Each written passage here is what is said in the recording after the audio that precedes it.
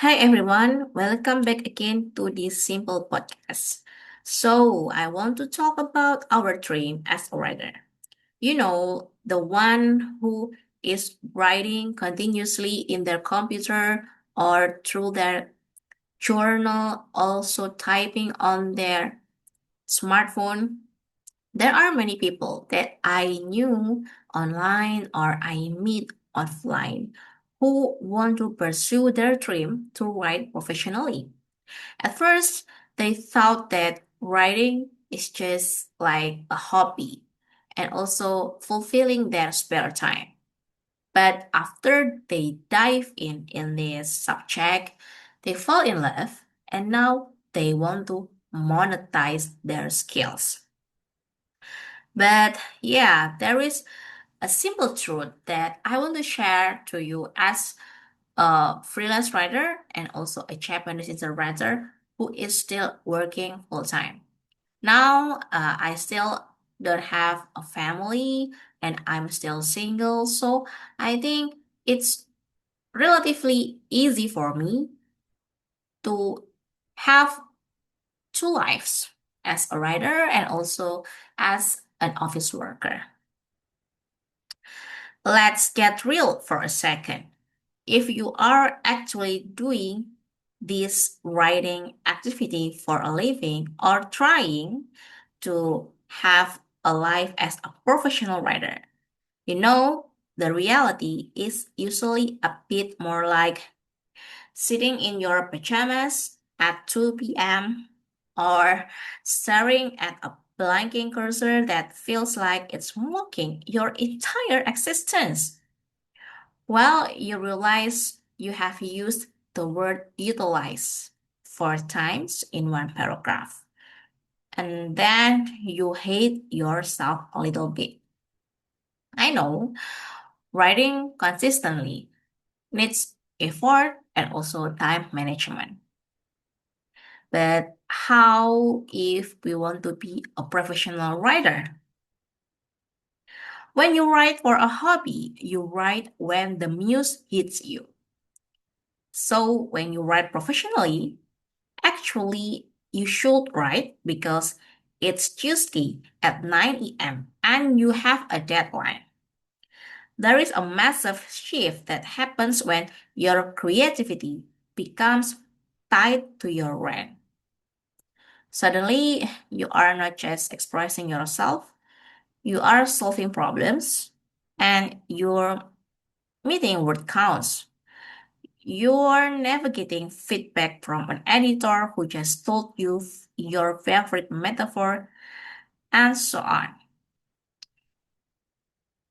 And honestly, some people will have a bad take when they receive a negative feedbacks or critics from their editors. So I just want to remind you that living as a professional writer is not only a sweet experience and you will have a supportive circle that give you applause anytime. No.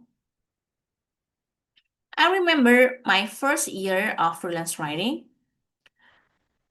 and it was not easy because actually I decided to be a freelance content writer in my last year in the university because I need money.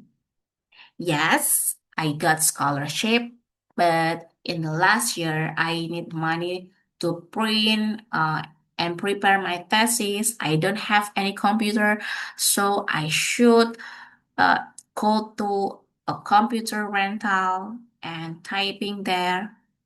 And also, I need more money to buy more books for research and extra. That's why I thought that I need a freelance job that suits with my condition. I didn't have a motorcycle or car, and also I could not drive until now. So I need to find a freelance job that didn't require me to went outside my boarding house. Yeah. And now, because at the time, I also have a passion in writing, that's why I look for a job or freelancing gigs on Facebook. I got it after the agency tested me, and also I sent my articles they love. And yeah, I got my first content writing job. But I should write minimum 1000 words every day without any fail, because if I could not meet the deadline, I would not be paid, even though I had sent 10 articles. It was tough, and I knew that writing professionally is not for the weak. It was not only fun, it was full of research time and also technical hours and so on. Sometimes there is the isolation. Most of the time, it's just you and the screen. There's no water cooler talk. There's no team who will encourage you. It's just your brain versus the blank page. And when you finally do send that work out into the world, you are vulnerable. You have put a piece of your intellect, maybe even your heart on the line, and then a client sends it back with track change, revision, feedbacks that make the document look like it's bleeding with the red ink. So, I will ask you again, why should you do this? Why do you want to be a professional writer with so much circumstances? Here is the secret. The fun is not in the process of writing. Usually, the fun is in having written. There is a very specific, very addictive high that comes from taking a messy, chaotic tangle of ideas in your head and pinning them down onto paper or typing fastly on your computer until they make sense. I think it's like solving a puzzle that you built yourself. Think about the moment you finally find the perfect word. Not just a good word, but the only word that fits. Do you listen a click sound in your brain like euphoria feelings? That's better than any coffee shop montage.